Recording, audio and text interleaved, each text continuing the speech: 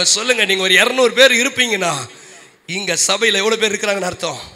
1000 பேர்னா எவ்வளவு பேரு? எவ்வளவு பேரு கணக்கு? 2 லட்சம். ராமன் சொல்லுங்க பார்க்கலாம். கரங்களை உயர்த்து. ஆண்டவர் எப்படி பார்க்கறது தெரியுமா? ஒரு பட்டணமா பார்க்கற. இந்த கீழ்மனூர்ல எவ்வளவு ஜனமோ அதுக்கு ஒரே ஆள் நீ ஒப்புமை. எத்தனை பேர் ஆமென் சொல்ல போறீங்க? கரங்களை உயர்த்து. ஆமென் சொல்லுங்க பார்க்கலாம். நீ எந்த ஏரியால இருந்து வரியோ அந்த ஏரியா முழுசும் நீ தான் சொல்றாரு. அந்த ஏரியாவுடைய ரட்சிப்பு, அந்த ஏரியாவுடைய ஆசீர்வாதம், அந்த ஏரியாவுடைய மகிமை, அந்த ஏரியாவுடைய வல்லமை, அந்த ஏரியாவுடைய செழிப்பு, அந்த ஏரியாவுடைய ஆசீர்வாதம், அந்த ஏரியாவுடைய நன்மை, அந்த ஜனங்களுடைய ரட்சிப்பு எல்லாம் உனக்குள்ளே கர்த்தர் வச்சிருக்கிறாரு. நல்ல ஒரு ஆமென் சொல்ல மாட்டேங்கிறீங்களே. எனக்கே குனிஞ்சா நிர்மர முடியல, எனக்கே அதை பண்ண முடியல, இதை பண்ண முடியல, எங்க வீட்டுல இவ்வளவு பிரச்சனை அவ்வளவு பிரச்சனை. நீ உன்னையே பார்த்துனுங்கிற. ஆண்டவர் உனக்குள்ளே பட்டணத்தை பார்க்கிறார். ஆண்டவர் உனக்குள்ளே ஜாதிகளை பார்க்கிறார். உனக்குள்ளே ஜனங்களை பார்க்கிறார். உனக்குள்ளே தேசத்தை பார்க்கிறார். கரங்களை தட்டி கர்த்தருடைய நாமத்தை மகிமைப்படுத்த முடியுமா? ஷகரா தரபா சிகதலமா ரே தடாரு ஷெகே துமாசே கதுலமா சலதுரபா. நீ சாதாரணமானவன் கிடையாது. ஆமென். என்னை தேடுகிற ஜனம். இதுலயே முடிஞ்சிடும் பொழுது சாரோனுக்கும் ஆகோரின் பள்ளத்தாக்கும் போக முடியாது பொழுது.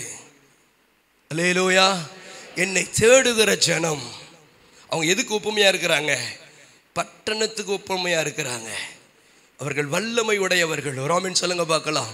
அதிகாரம் உள்ளவர்கள். வசனம் சொல்லி, இஸ்ரவேலே நீ பாக்கியவான், கர்த்தரால் ரட்சிக்கப்பட்ட ஜனமே உனக்கு ஒப்பானவன் யார்?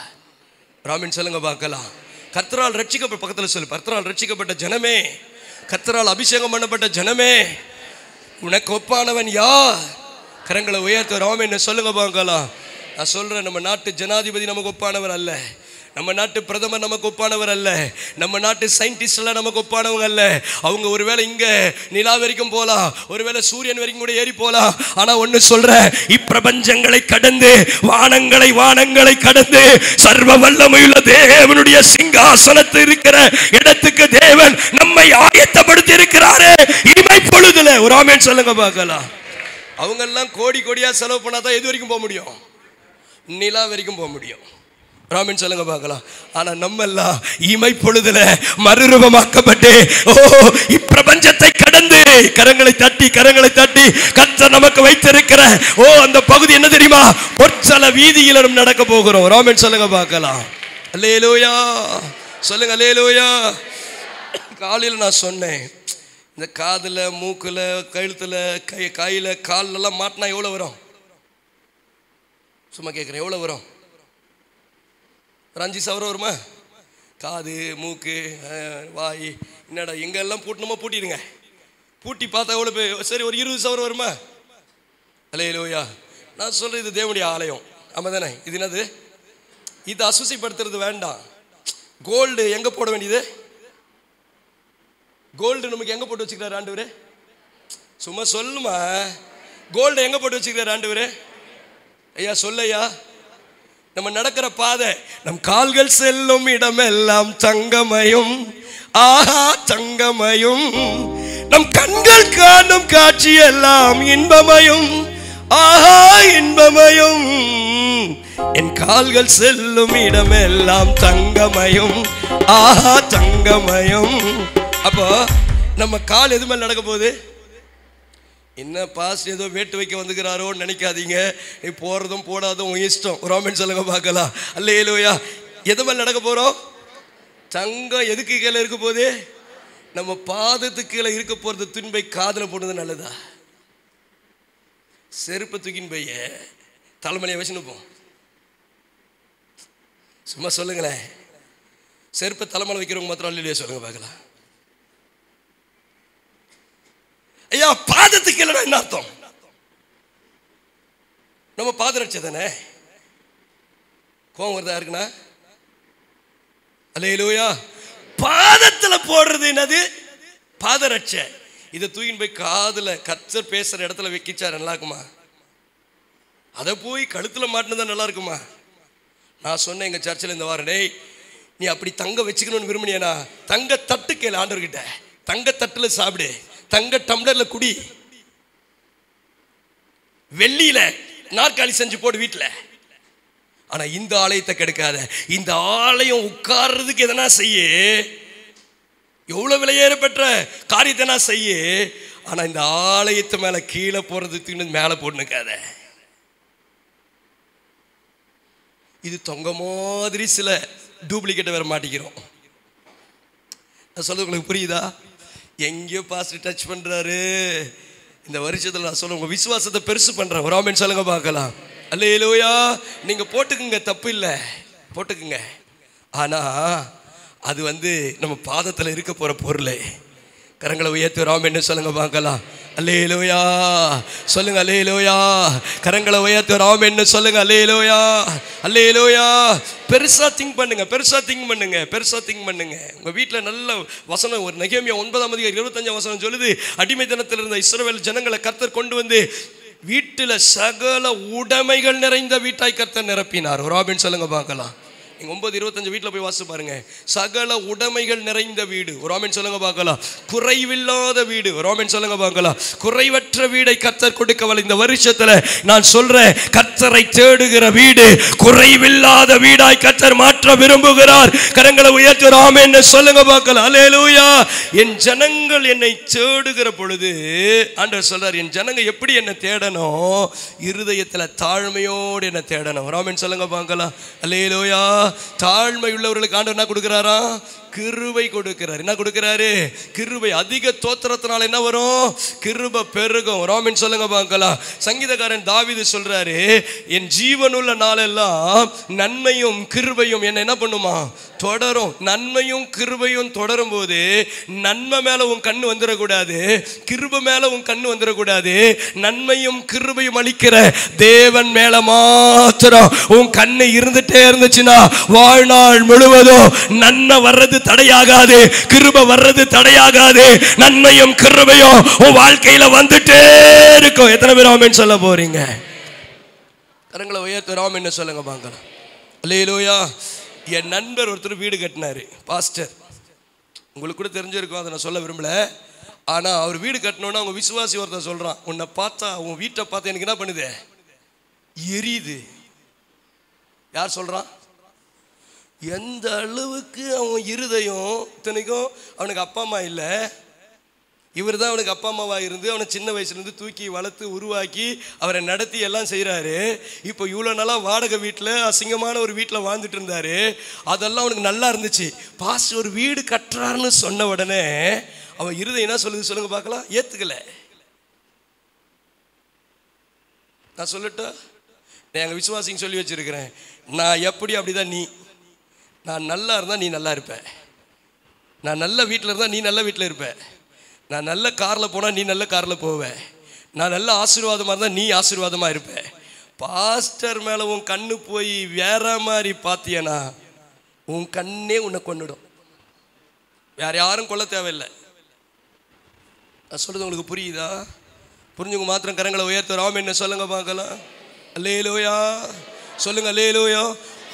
பாஸ்டருக்கு தேவையா தாழ்மை இல்லாமல் இவ்வளோ பெரிய காரில் போகிறாரு? அவருக்கு இந்த நன்மையும் கிருபையும் தூக்கி வச்சுக்கின்னு காரை பெருசாக பேசினிருந்தாக்கா பெருமை. அந்த காரை அவர் குப்பைக்கு தான் மதிக்கிறாரு, கர்த்தரை தான் நோக்கி பார்க்குறாரு. அதை போயிட்டு வர்ற ஒரு பொருளாக தான் பார்க்குறாரு, தவிர தூக்கி தலைமையில் வச்சுன்னு இல்லை. நான் சொல்றது உங்களுக்கு புரியுதா? உன் பார்வை தான் உன் ஆசீர்வாதம், உன் வார்த்தை தான் உன் ஆசீர்வாதம். புரிஞ்சுங்க மாத்திர கரங்களை உயர்த்த ஆமென் சொல்லுங்க பார்க்கலாம். அல்லேலூயா. அப்போ ஊழியக்காரனுடைய எல்லைகள் பெருகும் போது விசுவாசிங்க ஆமென் ஆமென் ஆமென் சந்தோஷமா சொன்னீங்கன்னா உங்க எல்லைகளை கர்த்தர் பெருக பண்ண வல்லமை உள்ள தேவனாய் இருக்கிறார். கரங்களை உயர்த்த ஆமென் சொல்லுங்க பார்க்கலாம். அல்லேலூயா சொல்லுங்க. அல்லேலூயா சொல்லுங்க. அல்லேலூயா நல்ல சொல்லுங்க. அல்லேலூயா. ஆமென். இந்த நன்மையும் கிருபையும் வரும்போது நமக்கு பார்வை எங்க போயிடக்கூடாது? நன்மை மேலேயும் கிருபை மேலேயும் நம்ம பார்வை போயிடக்கூடாது. கர்த்தரை மாத்திரம் நோக்கி பார்த்துட்டு இருந்தோம்னா நான் சொல்லட்டா 1000 மடங்கு இல்லை, கோடா கொடியாய் கர்த்தர் இந்த வருஷத்துல நான் சொல்ற ஆசீர்வாதத்துக்கு பாத்திரவான்களாய் நாம் மாறிடுவோம். எத்தனை பேர் ஆமென் சொல்ல போறீங்க? குடும்ப தரித்திரங்கள் மாறும். உன்னுடைய வயல் வனாந்தரம் செழிப்பாய் மாறும். வாசிங்க ஏசாயா 35:1-2 வேகமா வாசிங்க பார்க்கலாம். டைம் முடிஞ்சிச்சு. ஏசாயா 35:1-2 வாசிங்க பார்க்கலாம்.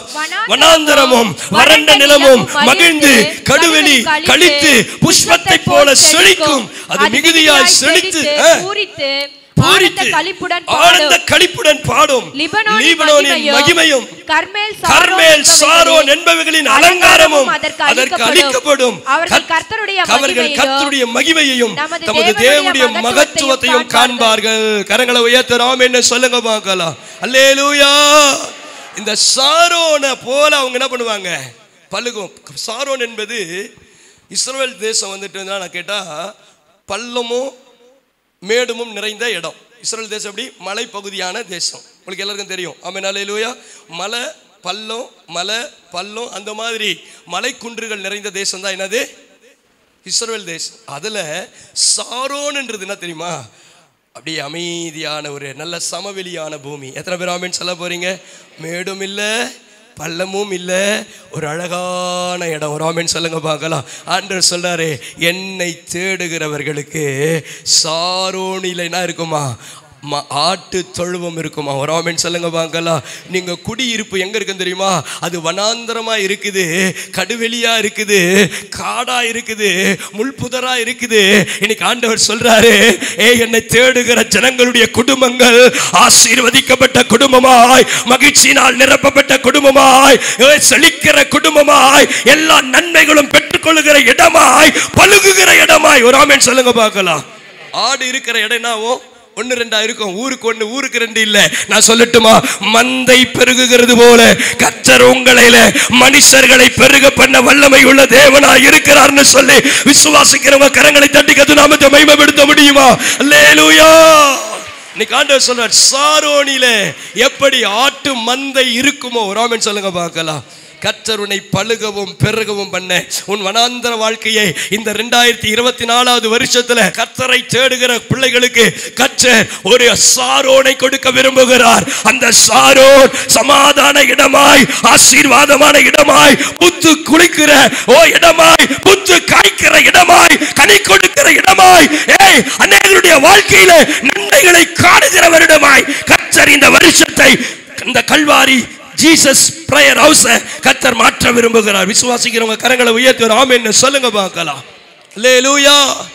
முதலாவது சாரோன். அப்ப ஆண்டவர் உன்னத பாட்டு 2:1 சொல்றாரு, நானே சாரோனின் ரோஜாவும் பள்ளத்தாக்கின் லீலியுமாய் இருக்கிறேன். எத்தனை பேர் ஆமென் சொல்ல போறீங்க? அப்ப சாரோனின் ரோஜா யாரு? அவரு. எத்தனை பேர் ஆமென் சொல்ல போறீங்க? கரங்களை உயர்த்தி ஆமென் சொல்லுங்க. உன்னை பூக்க பண்ண போகிறார், நீ துளிர்க்க பண்ண போகிறார், உன்னை நீ கனி கொடுக்க போகிறாய், உன் வாழ்க்கையில் அற்புதங்களை பார்க்க போகிறாய், உன் குடும்பம் செழிக்க போகிறது, உன் எல்லைகள் ஆசீர்வதிக்கப்பட போகிறது, உன் குடும்பம், உன் பிள்ளைகள், உன் சபை பெருக போகிறது, பூத்து குலுங்க போகிறது. விசுவாசிக்கிறவங்க கரங்களை தட்டி கர்த்தர் நாமத்தை மகிமைப்படுத்த முடியுமா? அல்லேலூயா. இரண்டாவது சொல்லுது ஆகோரின் பள்ளத்தாக்கு. ஆகோரின் பள்ளத்தாக்கு என்பது ஒரு கடினமான ஒரு பள்ளத்தாக்கு, பிரச்சனை நிறைந்த பள்ளத்தாக்கு, பாடு நிறைந்த பள்ளத்தாக்கு, நியாயம் தீர்க்கிற பள்ளத்தாக்கு. எத்தனை பேர் இங்க இருக்கிறீங்க? முதல் ஆகோரின் பள்ளத்தாக்கு எங்க வருது தெரியுமா? ஆகான் தீட்டுப்பட்டதை திருடி கொண்டு வந்தப்போ, எரிகோவில் இருக்கிற சில பொருட்களை அவன் இச்சித்து கொண்டு வந்தப்போ, ஆகானையும் ஆகானுடைய மனைவி பிள்ளைகளையும் அவனுடைய உடைமைகளையும் தீக்கொளுத்தி அவனை கல்லெறிஞ்சு கல்குவியலாய் மாற்றின இடம் தான் என்னது? ஆகோரின் பள்ளத்தாக்கு. கர்த்தருடைய நியாய தீர்ப்பு வந்த இடம், கர்த்தருடைய கோபம் தீர்த்து கொள்ளப்பட்ட இடம். எத்தனை பேர் ஆமென் சொல்ல போறீங்க? ஆனால் அதே ஆகோன் பள்ளத்தாக்கை கர்த்தர் மகிமையான வாசலாய் மாற்ற விரும்புகிறார். விசுவாசிக்கிறவங்க கரங்களை தட்டி கர்த்தருடைய நாமத்தை மகிமைப்படுத்த முடியுமா? ஓசியா 2ஆம் அதிகாரம் 15ஆம் வசனத்தை வாசிங்க. அவ்விடத்திலிருந்து அவனுக்கு அவளுடைய திராட்சை தோட்டங்களையும் நம்பிக்கையின் வாசலாக நம்பிக்கையின் வாசலாக ஆகோரின் பள்ளத்தாக்கையும். ஓகே, இப்போ எந்த பள்ளத்தாக்கு உன்னை நியாயம் தீர்த்த பள்ளத்தாக்கோ, பிரச்சனை நிறைந்த பள்ளத்தாக்கோ, எது உன்னை கண்ணீர் வடிக்க செய்த பள்ளத்தாக்கோ, எந்த பிரச்சனையில் நீ சிக்கிக் கொண்டிருந்தாயோ அதே பள்ளத்தாக்கை கர்த்தர் நம்பிக்கையின் வாசலாக மாற்றுகிற இடம். கரங்களை தட்டி கர்த்தர் நாமத்தை மகிமைப்படுத்த முடியுமா? அல்லேலூயா. சொல்லுங்க அல்லேலூயா, சொல்லுங்க அல்லேலூயா. எந்த சிலுவை மரம் சபிக்கப்பட்ட மரமோ அதே சிலுவை மரத்தை புனித மரமாய் மாற்றினாரே. ஆனால் இந்த பள்ளத்தாக்கு பிரச்சனை நிறைந்த பள்ளத்தாக்கோ, இது கண்ணீர் நிறைந்த பள்ளத்தாக்கோ, இது பாடு நிறைந்த பள்ளத்தாக்கோ, அந்த பள்ளத்தாக்கை கர்த்தர் இன்றைக்கு நம்பிக்கையின் வாசலாக கரங்களை தட்டி கர்த்தர் மகிமைப்படுத்த முடியுமா? ஷகலா துரபா செகெட்டோ. இன்னைக்கு ஆண்டவர் சொல்றார், உங்க வாழ்க்கையில ஒரு நம்பிக்கையின் வாசலை கர்த்தர் திறந்திருக்கிறார். ஏற்கனவே அதுக்கு பேரு பள்ளத்தாக்கு. அந்த பள்ளத்தாக்கு கண்ணீரின் பள்ளத்தாக்கு, பிரச்சனையின் பள்ளத்தாக்கு, பாடுகளின் பள்ளத்தாக்கு, ஐயோ அவமானத்தின் பள்ளத்தாக்கு, நியாயத்திற்கிற பள்ளத்தாக்கு. அதே பள்ளத்தாக்கு இப்பொழுது நம்பிக்கையின் பள்ளத்தாக்காய் கரங்களை உயர்த்தி வராமன்னு சொல்லுங்க. நம்பிக்கையின் வாசலாக, ஆசீர்வாதத்தின் வாசலாக, ஜீவனத்தின் வாசலாக, மகிமையின் வாசலாக கர்த்தர் மாற்ற விரும்புகிறார். முழங்கால் படியிடலாமா? ஜெபிக்கலாம். கர்த்தர் இன்றைக்கு சொல்லுகிறார், என்னை தேடுகிற என் ஜனங்கள் சாரோன் அவங்களுக்கு எப்படி இருக்குமா? ஆட்டு தொழுவமாகவும் ஆகோரின் பள்ளத்தாக்கு மாட்டுக்கிடையாகவும் மாறும். கண்களை மூடி நாம் ஜெபிக்கலாமா? வேகமா வேகமா உங்களை ஒப்பு கொடுக்கிறீங்களா? அப்படியே கண்களை மூடி. அன்பின் பரலோக பிதாவே, நாளிலே கேட்ட சத்தியத்திற்காய் ஸ்தோத்திரம். இந்த வார்த்தையை கொடுக்கும்படி மகனை மறைத்து நீ வெளிப்பட்டதுக்காய் ஸ்தோத்திரம். மகனையும் குடும்பத்தையும் அவருடைய ஊழியத்தையும் கரத்திலே கொடுக்கிறோம். நீ தொடர்ந்து நடத்துவீராக. நாளிலே வந்த ஒவ்வொரு தேவ பிள்ளைகளுக்காய் நன்றி செலுத்துகிறோம். இந்த கரத்திலே எங்களை ஆவி ஆத்மா சரித்து ஒப்பு கொடுக்கிறோம். இயேசு கிறிஸ்து இனிய நாமத்தில் ஜெபத்தை கேட்கிற நல்ல பிதாவே, ஆமீன். எல்லாம் சேர்ந்து சொல்லுவோம். என் ஆத்துமாவே கர்த்தரை ஸ்தோத்திரி, என் முழு உள்ளமே அவருடைய பரிசுத்த நாமத்தை ஸ்தோத்திரி. என் ஆத்துமாவே கர்த்தரை ஸ்தோத்திரி, கர்த்தர் செய்த சகல உபகாரங்களையும் மறவாதே. ஆமென். அல்லேலூயா. உங்கள் யாவருக்கும் என்னுடைய ஸ்தோத்திரம்.